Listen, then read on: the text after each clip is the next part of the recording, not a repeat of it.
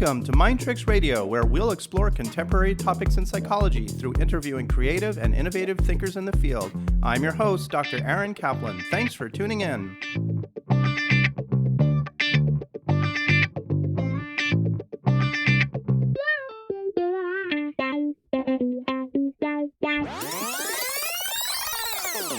We're here today with Dr. John Cottone, a psychologist in private practice in Stony Brook, New York, and a clinical assistant professor of psychiatry at the Renaissance School of Medicine at Stony Brook. Dr. Cottone has numerous peer-reviewed research publications in neuroscience, psychiatry, psychotherapy, outcome, and moral reasoning. He is also a regular contributor to Psychology Today, where he has a blog entitled The Cube, and he is author of 3 books, including Who Are You? Essential Questions for Hitchhikers on the Road to Truth. John, welcome to the show. Aaron, it's great to be here. Thank you so much for inviting me.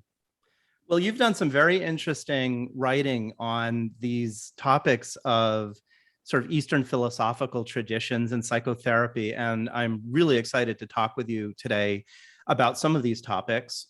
In particular, you had written a blog post for Psychology Today about the Kalama Sutta, and we're going to be talking quite a bit about that. And I know you've also written some other interesting books on topics of psychology and consciousness. And we might want to talk a little bit about your books too, briefly too, because they sound very interesting. And I haven't had a chance to take a look at those. But I'm really happy to have you here today.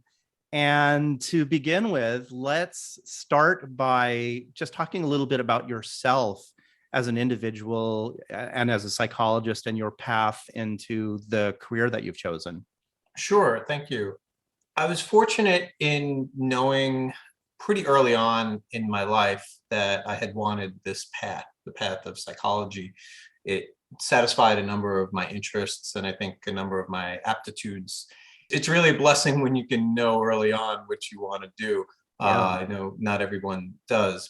It's a path that I think lies at the intersection of both science and philosophy.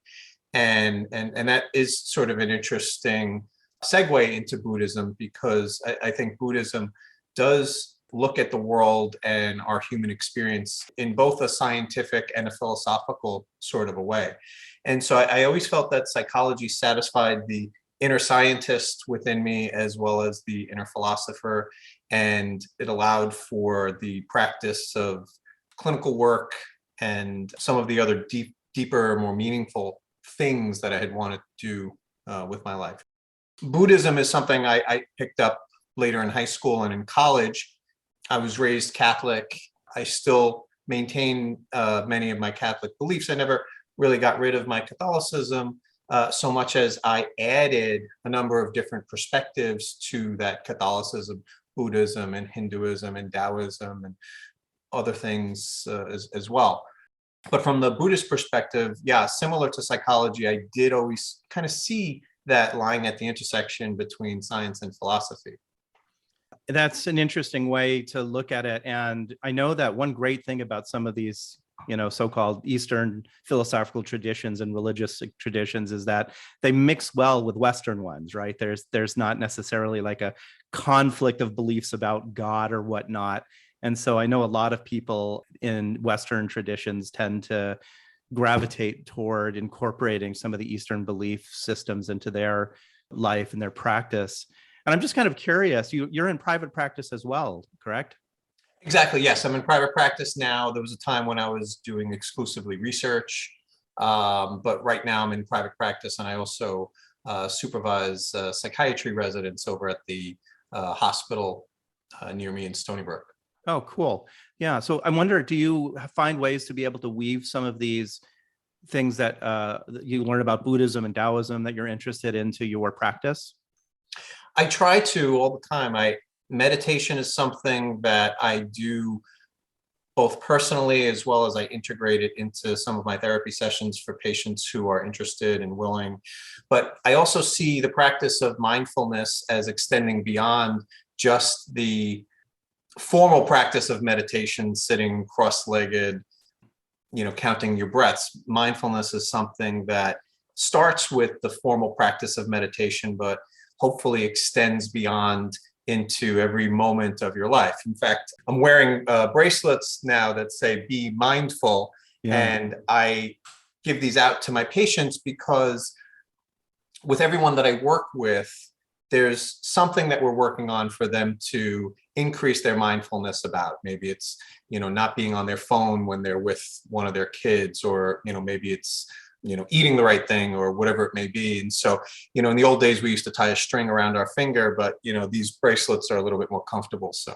Yeah. Well, and the same ideas with like prayer beads or rosary beads or sort of physical manifestations that allow one to be focused and mindful on the things that they're important to them and they're meditating about. I was going to say, John, when I normally see somebody wearing a bracelet like that in Hawaii, I assume they're a guest at like Hilton Hawaiian Village or something. So right.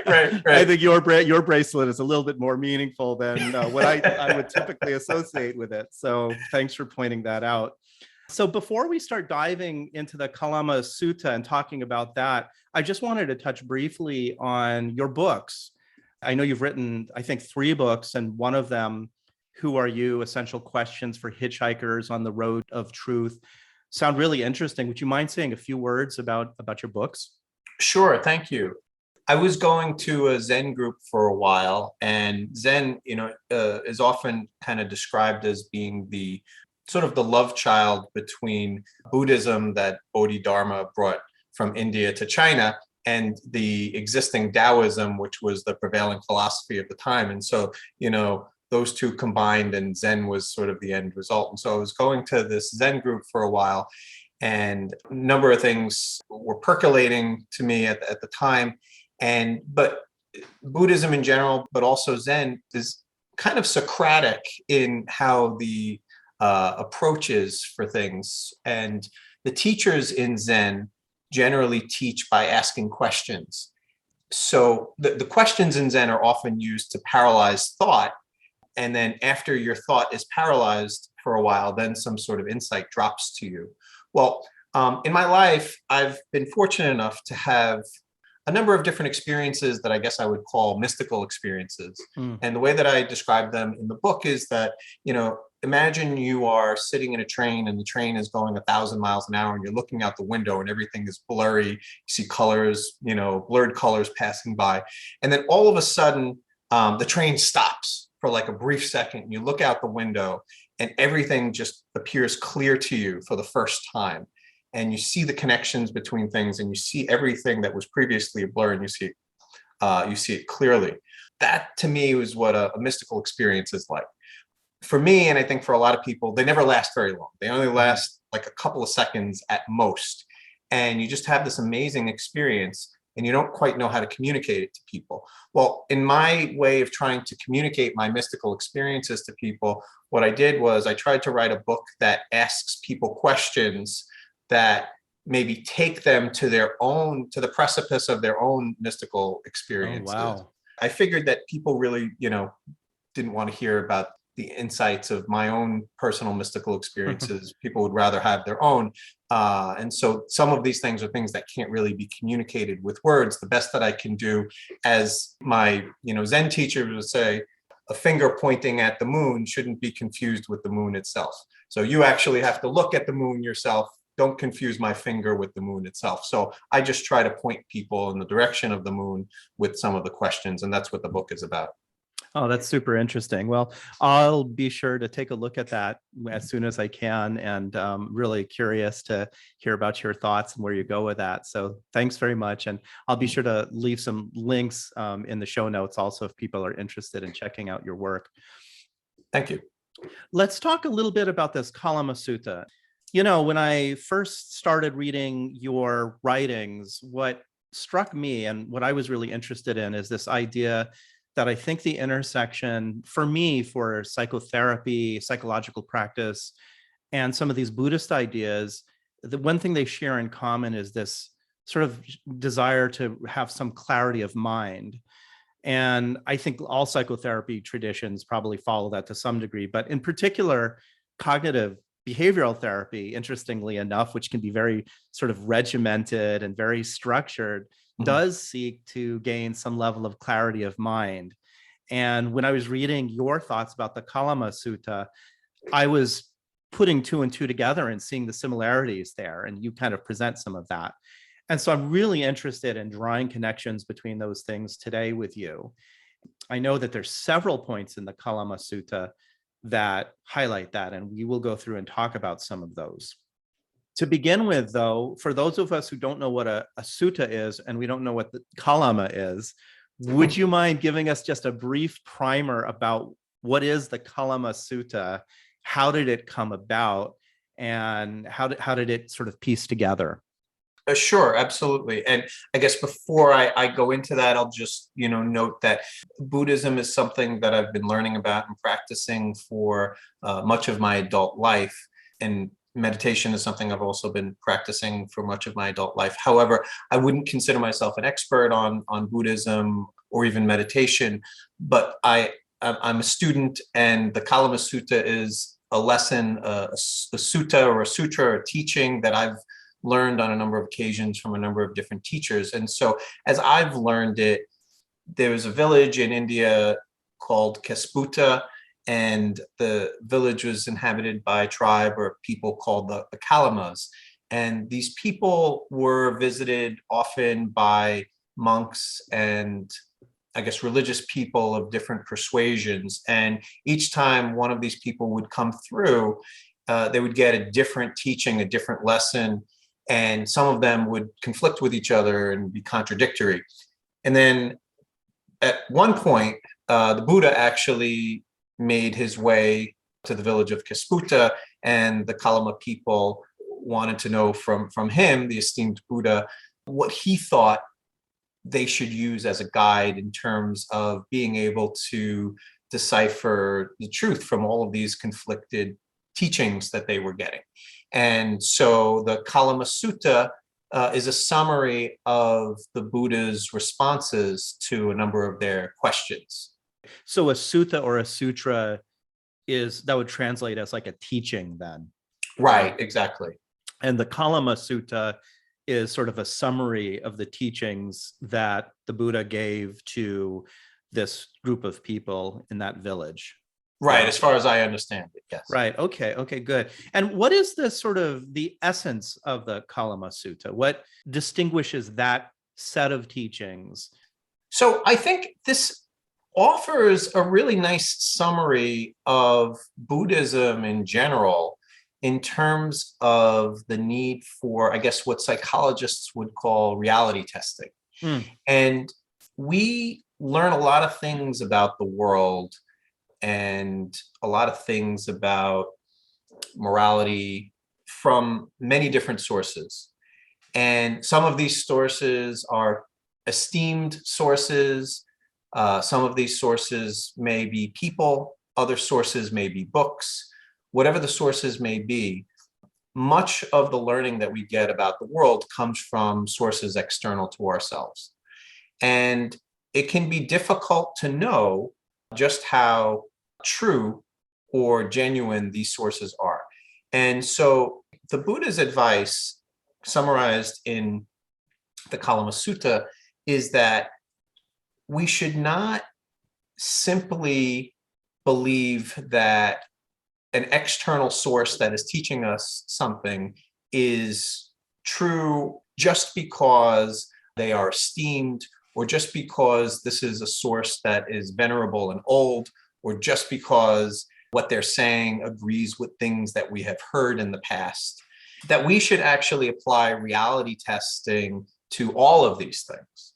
I've heard Buddhist teachers often point out that the Kalama Sutta is misinterpreted as believing that you should totally distrust external sources or venerable teachers or anything like that, and you should just rely on your own rational thought. I think that's probably an overcorrection in the other direction.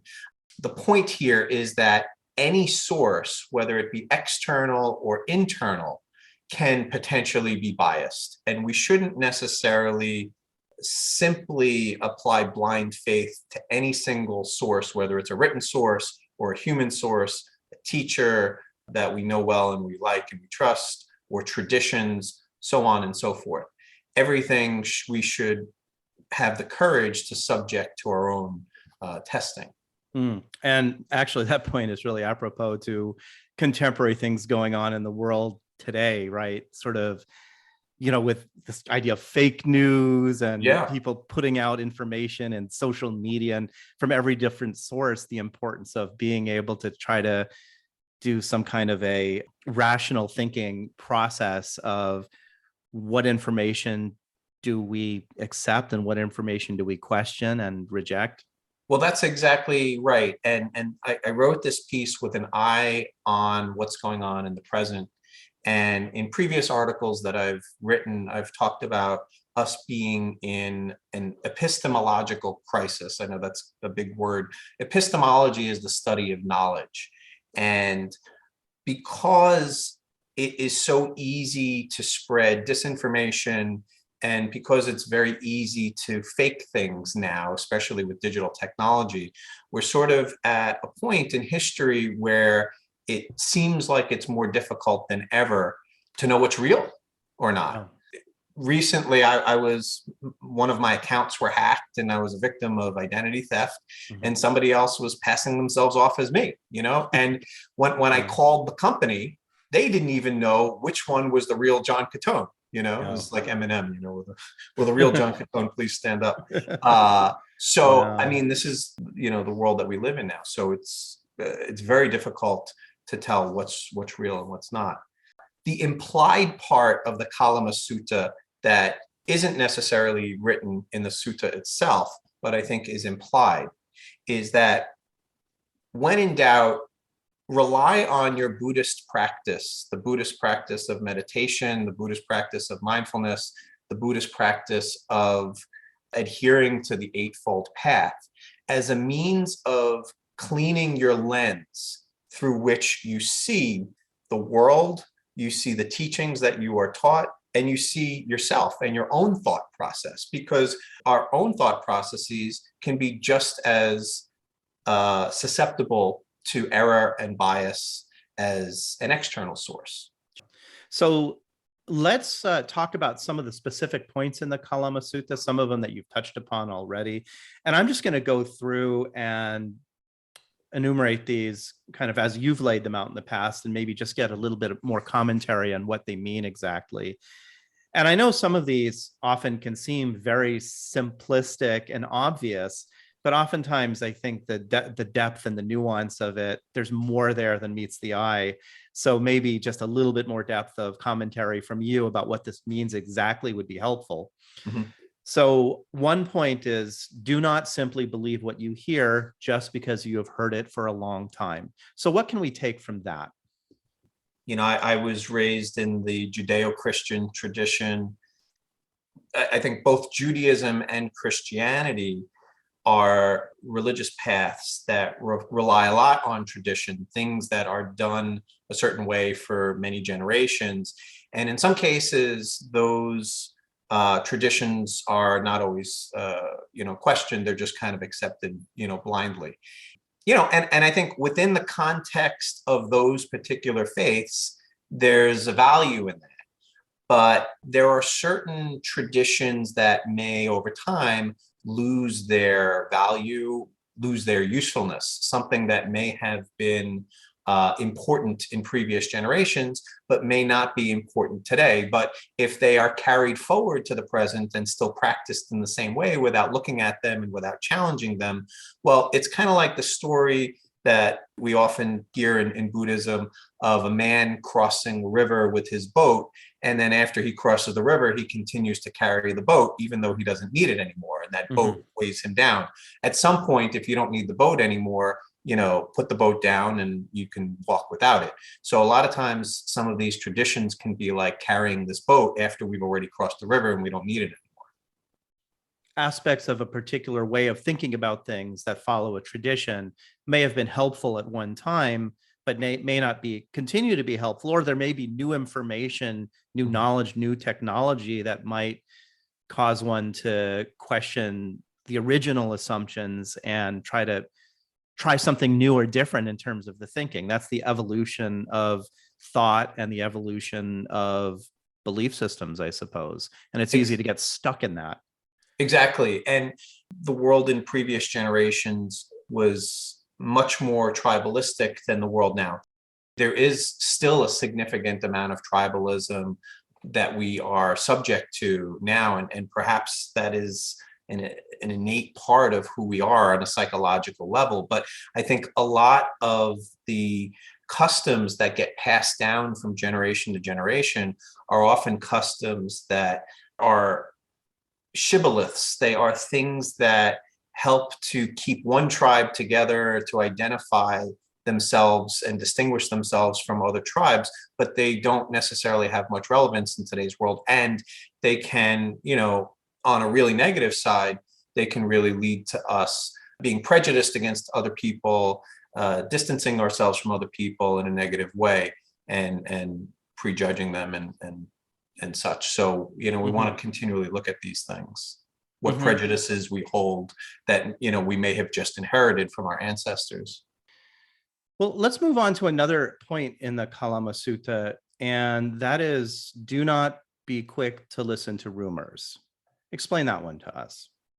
I think that on a general social and psychological level, we are all susceptible to giving an extra ear or an extra few seconds to listening to things that might be salacious, things that might carry some intrigue to them. But much like with the other aspects of the Kalama Sutta, rumors are something that we can't verify their value. We can't verify the truthfulness of them. So much like with the other points in this teaching, this is, simply a recommendation to try to identify as early as possible whether something is coming from a place that has evidence backing it up, or whether this is just idle talk, or not. And if it's just idle talk, I don't know, maybe file it away somewhere just in case, you see more evidence supporting it in the future, but not necessarily making any major decisions on it. So in a psychotherapy practice, for example, if somebody is very anxious about something or coming in talking about something that's very upsetting or distressing to them, and the reason why is because they heard something from somebody and they're accepting that as fact or truth, you might want that person to take a step back and say, well, just because a good friend of yours said this or you heard this from so-and-so, it doesn't mean that that's evidence of truth. You would actually need to go gather the truth from reputable sources and not just accept it from somebody who's saying something and may genuinely believe it, but that doesn't make it true. Yeah, I think when I encounter this in my practice, very often it's with anxious parents, maybe worrying about something with their kids, and they may hear something from a friend about what's going to happen in school or on a sports team, and they're quick to jump to conclusions and maybe even fire off an angry email or something like that based on nothing more than a rumor or a person's hypothetical scenario that they're posing. People who may be given to a rumor at any particular time may say something like, well, where there's smoke, there's fire, or something like that. But that's not always the case. Sometimes the smoke is just steam. It's not smoke and there's no fire. Right. So this next one is something I think we can draw connections to cognitive therapy practices, the concept of do not confirm anything just because it agrees with your scriptures. What do we make of that one? Yeah, so there's a lot of overlap between what cognitive behavioral therapists would call cognitive distortions and what philosophers would call logical fallacies. And in some respect, they are really synonymous with each other in many ways. And so in the realm of cognitive behavioral therapy, there's something called the confirmation bias, which is when we only remember the things that agree with our position and we don't remember the things that counter our position or in disagreement with our position. And philosophers would call this cherry picking as a logical fallacy, where you have a lot of data out there, you have a lot of evidence, some of it is supporting, some of it is in disagreement, and you only select the things that agree with your thesis or your position, or in this case, your scriptures, but you're not looking at the stuff that disagrees with it or counters it in any way. You know, the media landscape, whether it's on cable TV with cable news or, you know, in newspapers or talk radio, whatever it may be, this is really, I think, how pundits make a living, by engaging in confirmation bias and cherry picking. And some of the articles that I've written in terms of helping people to stay calm and stay sane, especially during the last 2 years of the pandemic, where there was a lot of not only confirmation bias and cherry picking going on, but a lot of dissemination of conspiracy theories and disinformation and so on and so forth. There was really a lot going on cable news and amongst pundits in any medium, with, you know, looking to just the evidence that supports their thesis or their theory and ignoring anything that conflicted with it. Yeah. So like one real life example that comes to mind for me is maybe about President Joe Biden. Now, I know nothing about Joe Biden's mental state, his cognitive state, whether or not he actually has dementia or not. I have no idea. But you hear the stuff being kicked around that, oh, you know, he's got dementia, he's got these cognitive issues. And so then somebody posts some, you know, 10-second clip of Joe Biden stuttering or something. And you say, oh, look, see, here's this clip of him stuttering. This is an example of how he has dementia. Could that be an example of confirmation bias? Yeah, that's a good example. So, and we also don't know a lot of times how clips are edited to make certain things seem different than they actually appeared if you saw the full video or if you saw the full clip. But, you know, we knew these things happen all the time in the media. Things are purposely taken out of context, or, you know, as you said, you'll see the clips of him stuttering, but you wouldn't see the clips of him making it through a very difficult series of decisions or meetings. Obviously, a lot of that stuff is private anyway. But in a different realm, we've talked previously a little bit about Steven Pinker and some of his books. And one of the things he talks about all the time with the news media is obviously you never hear reports about the planes that don't crash. Right. So it, you know, it sort of skews your perception of things when all you're hearing is reports in one particular direction. Yeah, well, and again, around the confirmation bias, if you happen to have a phobia of flying or a fear of something, and you're looking for the piece of evidence that, you know, a plane, you know, crashed in the Swiss Alps or something, that's a confirmation that flying is dangerous and that you shouldn't do it. So, right. So, I mean, it's especially, Yeah. And so, you know, that's where, you know, when I've worked with people in the past around these sorts of issues around safety, especially flying, you know, we've tried to employ some reality testing to the process. And okay, let's actually look at the data. Let's look at how many flights there actually are on a yearly basis and how many, you know, crashes are there. And of course, the numbers are infinitesimally small, you know, far less than 1%, you know, 0.0001%, right. Which, you know, again, you're more likely to get struck by lightning. When something is played on an endless loop, especially in a very emotional and dramatic way on TV or in an internet video, that can often be remembered more easily than the boring data. So a similar one then in the Kalama Sutta is do not foolishly make assumptions. This also sounds dangerously similar to another cognitive concept. Tell us about that one. Yeah, we I guess make assumptions all the time. I think the brain likes to fill in the gaps. We like closure. And so when we don't know something, part of this might be evolutionary, that it actually serves an evolutionary purpose to try to fill in the missing information to keep ourselves safe. So some of these practices, while they have a negative connotation to them, in a previous generation of our species or a previous phase of our species, served various survival instincts. But, much like with the boat, after we've crossed the river, we don't want to keep carrying something that is only a burden to us now. And a lot of times, well, the old saying about assumptions, it makes an ass out of you and me to Yeah. assume. And so I think, but the mind naturally goes there very often when we don't know something, because it's, I think, part of our evolutionary inheritance, essentially. Hmm. So that's really fascinating that the Buddha taught this in the Kalama Sutta and discussed this. I'm just wondering, like on a practical basis, how does one not make an assumption or recognize when they're making an assumption that might be affecting them in some way that they, that's not good for them?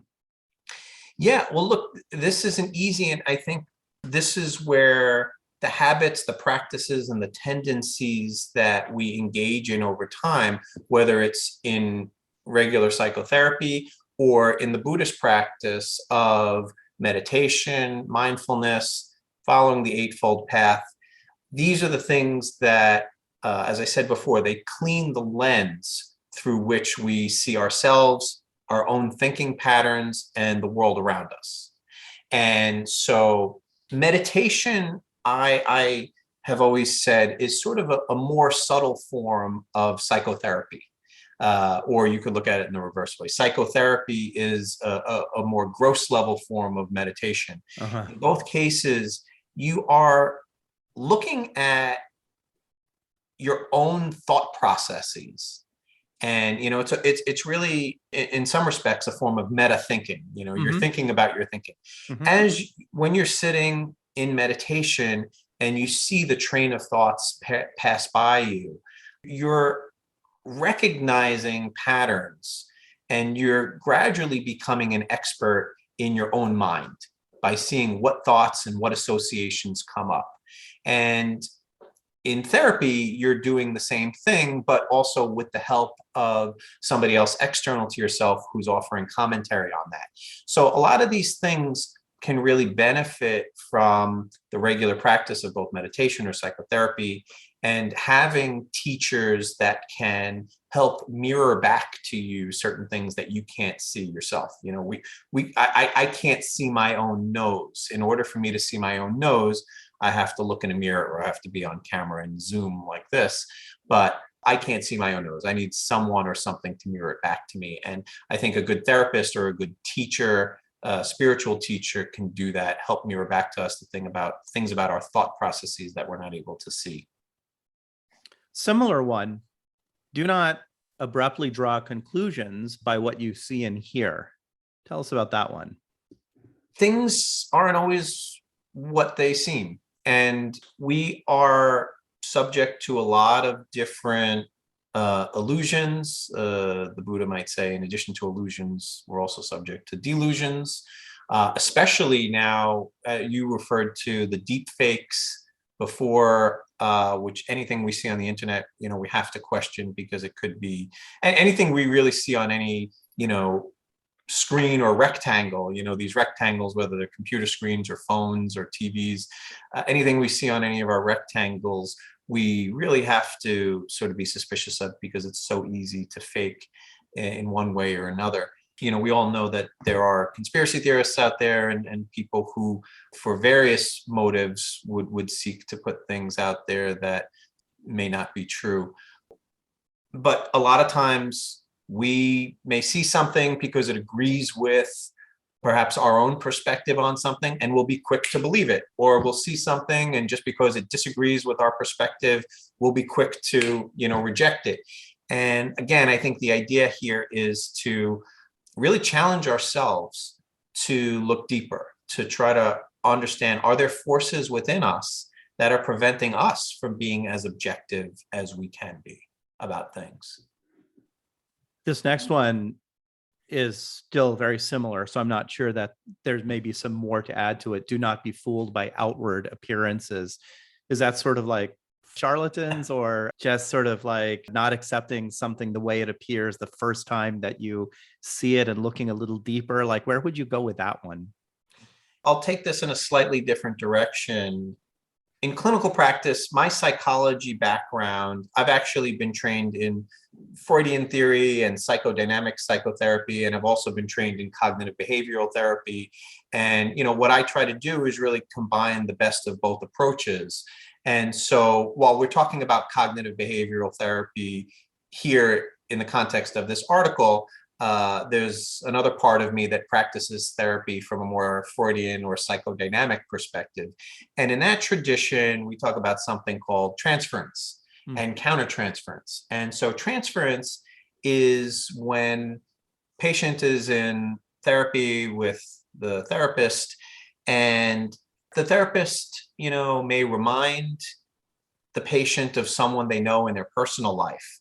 Could be the way that they look, or their position of power in that situation, or how they dress, or the language that they use, whatever it may be. And they act towards the therapist as if they are that person in their personal life. And similarly, when a therapist does the same thing with a patient, we call it countertransference. So there's this dynamic in a therapy room with the transference on the one hand and the countertransference on the other hand, where you have two people interacting and they may be making assumptions about each other, but based not primarily on who the people actually are, but by what their outward appearances may remind them of. And we may be, quick to either feel negative things towards this person or make certain assumptions about this person that may not be true.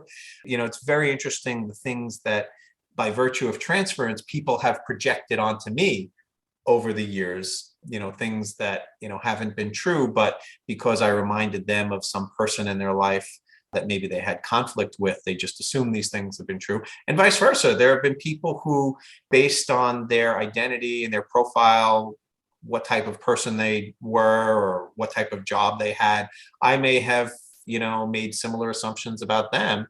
And, those things turned out not to be true. But, in the therapy office, this is all grist for the mill.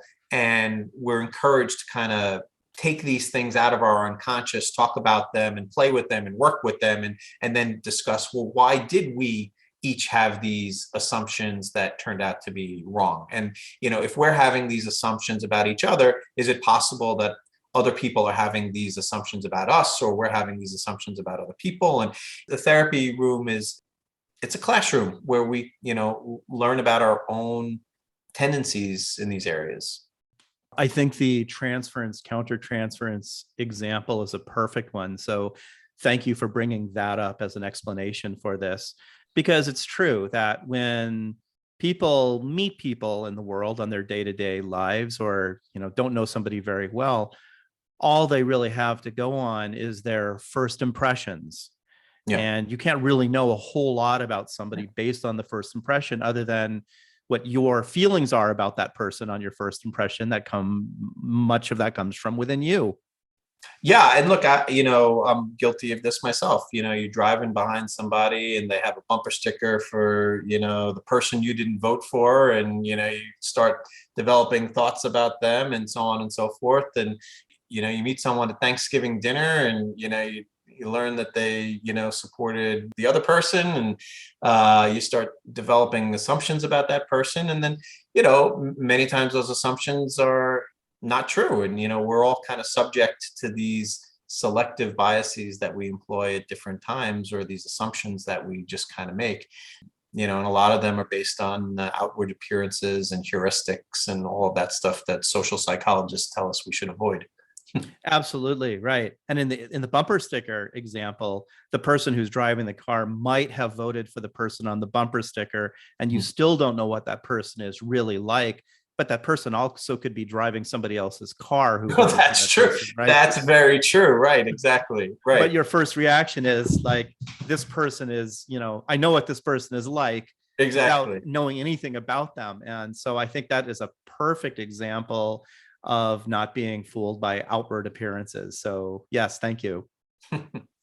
How about do not hold tightly to any view or idea just because you are comfortable with it? Buddhism kind of challenges us to challenge ourselves. And, the comfortable life is one in which we're not really challenging ourselves, the life that is psychologically comfortable. The world is so much more intricate and complex than what we have the capacity to really appreciate, especially in one lifetime. And I think that if we only stick to the beliefs and the perspectives and the people and the places that we're comfortable with, we're not really growing as a person.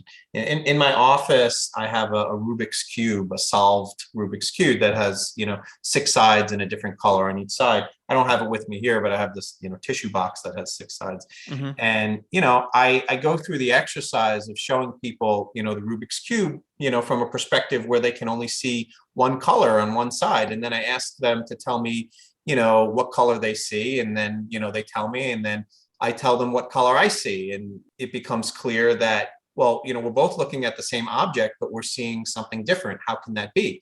Well, it's because, this object has 6 sides. It's much more complex than when it appears on the surface. On the surface, it appears like a 2-dimensional object.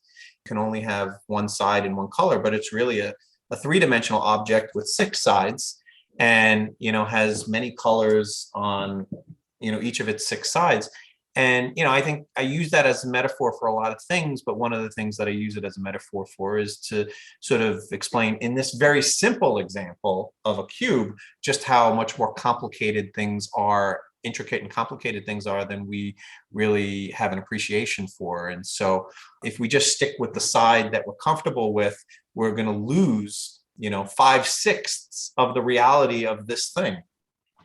Right. And so as just a general thinking exercise to consider looking at things from other points of view, even if those aren't really comfortable to see it that way, doesn't mean you need to change your mind about something, but at least being open to viewing that there may be other ways of looking at something. Yeah, at the very least, I mean, you need a second perspective to determine that this is a 3-dimensional object instead of a 2-dimensional object. So having at least that second perspective, is helpful, but as many as you can as possible. Yeah. Now, John, if you can explain to me how to try to see something from more than 4 dimensions, I would be forever grateful, because I'm trying to explain that to my son and I'm having a very difficult time doing it. Yeah, I guess, we're all going to have to immerse ourselves in string theory with 11 dimensions or something. Probably. So sort of on a similar line, do not accept as fact anything that you yourself find to be logical. Yeah, again, I think this kind of speaks to how can we be confident in our own logic? And so, this meta thinking process that we go through both with therapy and in meditation is an exercise in elucidating for ourselves what are the rules of logic that we live by, and how can we be so sure that those rules of logic are not without flaw. Mm-hmm. So just because we find something logical and because it's logical, we're comfortable with it, doesn't necessarily make that thing true. Like if a person burns, it means they're a witch. Right. Of course. Right. Yeah. So there are all sorts of, again, these logical, right? We were going back before to these logical fallacies, and, logical fallacies are things that seem to make sense on a surface level, but when you recognize that each logical fallacy is supported by some sort of error in thinking, it helps you to recognize that many of the things that we hold true, we can't necessarily believe that they are true just because they apply to the logic that we use, because that logic may be flawed. Yeah, I seem to remember way back in my training a time when I was at the state hospital, and I think there were 3 patients that were there all at the same time, all who believed they were Jesus. And they were convinced that they were Jesus. They could give you all the reasons why they were Jesus. But the idea that there were 2 other people there who also thought that they were Jesus was sort of like made the whole thing sort of illogical. And Right. Obviously, none of them were able to see that the other 2 had their own reasons for believing that they were Jesus. They were just in their own head. Their source of logical deductive reasoning was accurate to them. Yeah, I think we try to teach our children rules of logic. It starts in, mathematics at a certain point when you take mathematics and then graduates over to philosophy. But there are different layers and different levels of thinking and reasoning. In some cases, we need higher cognitive abilities to be able to engage in the higher levels of reasoning. But in other cases, we simply need exposure and experience with seeing the flaws in the lower levels of reasoning. Now, as with many things, we're probably better off with a lower level of reasoning than with no reasoning. But if we think of this as like a pyramid, it's better to continually graduate to higher levels of reasoning when possible. But it takes time and it takes effort and it takes a good teacher and being shown some of the errors of these things that people don't often get to see. Speaking of teachers, do not be convinced of anything out of respect or deference to your spiritual teachers. Yeah, so one of the logical fallacies is the ad hominem fallacy, and then sort of the mirror opposite of that is the argument from authority. And sometimes I think, we hold people in such high esteem that we believe them without question. We just sort of offer blind faith to them. Mhm. And either, we're lazy and we don't want to challenge the things that they say, or, we're afraid to be disrespectful. And so we don't challenge the things that they say for that reason. When I was writing the epistemology articles, there was a phrase that I sort of, distilled down a lot of what I think happens for people. And that's so much of what we take to be truth is actually belief. And we believe it because it came from a source in which we have faith.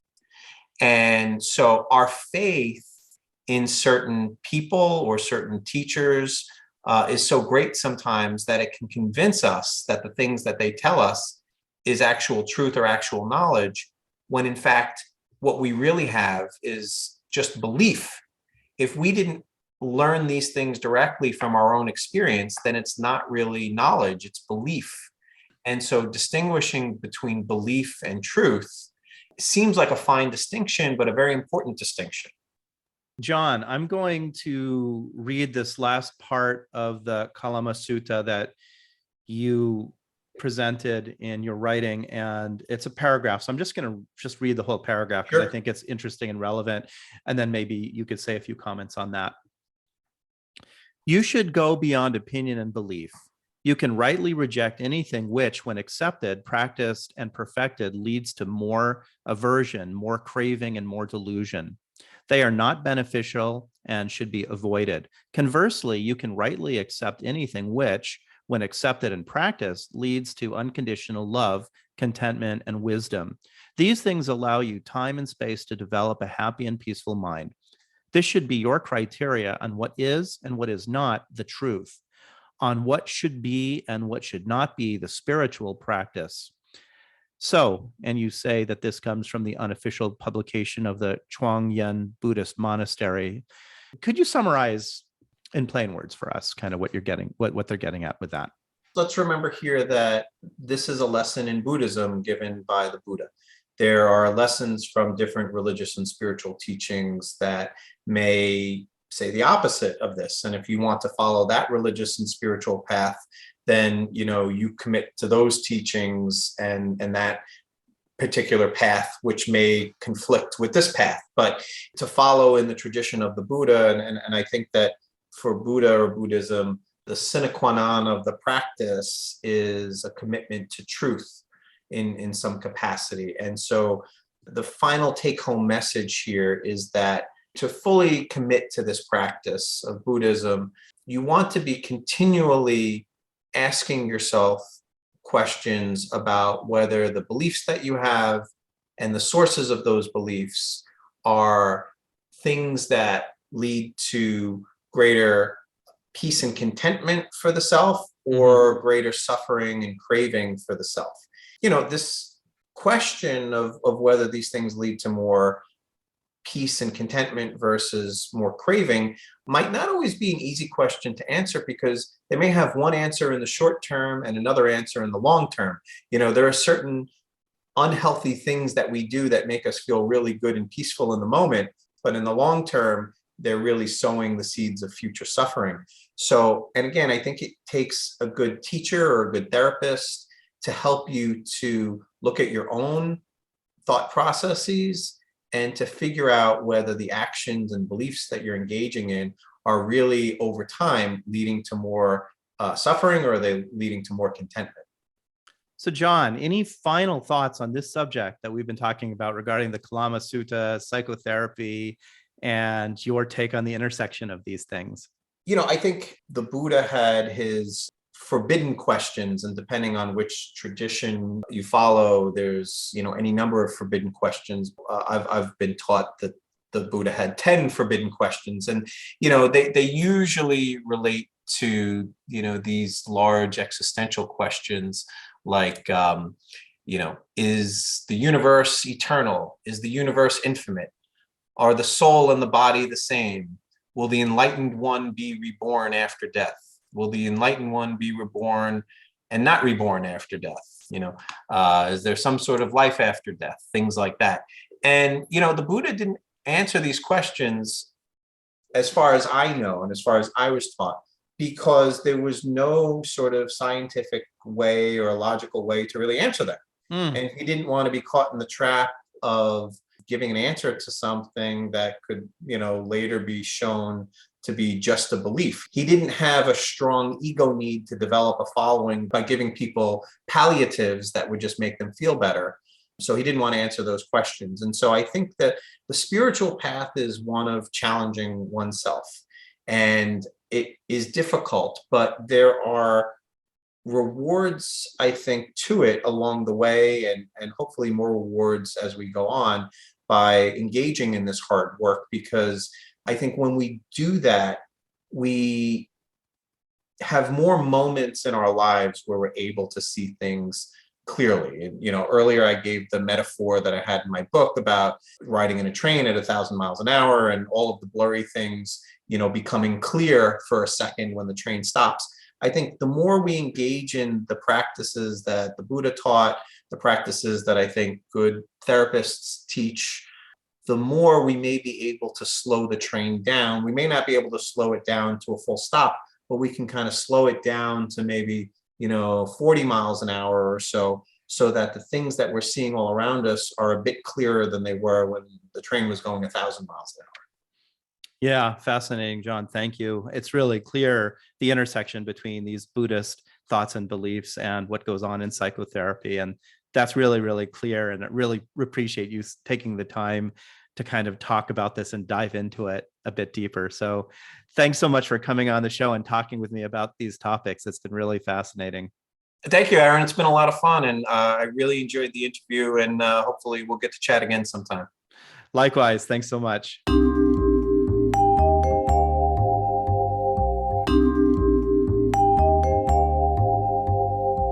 Thank you for listening to Mind Tricks Radio. I hope you have enjoyed the program.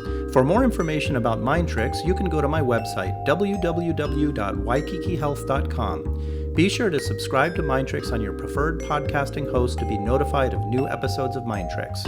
Please take some time to give Mind Tricks a good rating and review wherever you are listening. It really helps get the word out to new listeners. And please like and share Mind Tricks posts on Twitter and Facebook by following your host, Dr. Aaron Kaplan.